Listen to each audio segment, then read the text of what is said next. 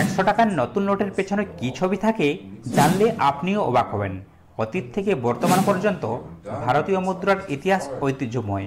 বর্তমানে ভারতের বাজারে দুই ধরনের 100 টাকার নোট প্রচলিত রয়েছে, পুরনো 100 টাকার নোট ও নতুন 100 টাকার নোট। এই নোটগুলোতে বেশ কিছু নকশাও ব্যবহার করা হয়েছে, যা নির্দিষ্ট কিছু অর্থ বহন করে। সাধারণত এই সকল নকশা খুঁটিয়ে দেখা হয় না, তাই আমরা অনেকেই জানি না রোজকার ব্যবহার করা নোটে কী রহস্য লুকিয়ে রয়েছে। আজকের এই ভিডিওতে সেই বিষয়ে আলোচনা করব। 2018 সালের আগে অবধি ভারতীয় বাজারে এক ধরনের 100 টাকার নোট প্রচলিত ছিল।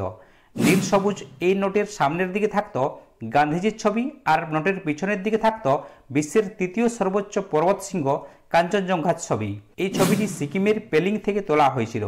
দার্জিলিংয়ের স্থানীয় মানুষজন কাঞ্চনজঙ্ঘাকে পবিত্র বলে মনে করেন।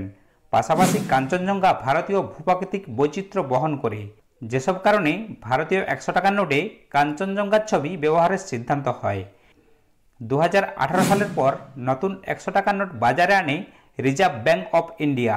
নোটের পেছনের দিকে রয়েছে ইউনেস্কো স্বীকৃত ঐতিহ্যশালী স্থাপত্য গুজরাটের রানী কি ভাবের ছবি। এখন আমরা জানব রানী কি ভাব কি, এটি কোথায় অবস্থিত সে সম্পর্কে। তো তার জন্য ভিডিওটা সম্পূর্ণ দেখো। রানী কি ভাব হলো ভারতের গুজরাটের পাটান শহরে অবস্থিত একটি স্টেপওয়েল। এটি সরস্বতী নদীর তীরে অবস্থিত। এটির নির্মাণের কৃতিত্ব দেওয়া হয় উদয়মতির।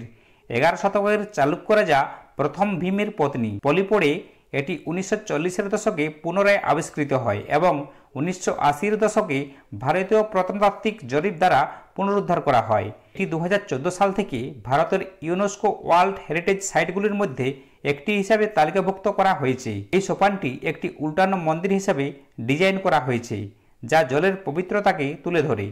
এটি ভাস্কর্য প্যানেল সহ সিঁড়ির 7টি স্তরে বিভক্ত। এই প্যানেলে 500টিরও বেশি প্রধান ভাস্কর্য এবং 1000টিরও বেশি ছোট ভাস্কর্য রয়েছে, যা ধর্মীয়, ধর্মনিরপেক্ষ এবং প্রতীকী চিত্রের সমন্বয় রয়েছে। তো বন্ধুরা, ভিডিওটি যদি ভালো লেগে থাকে তাহলে অবশ্যই আমাদের চ্যানেলের সঙ্গে থাকো।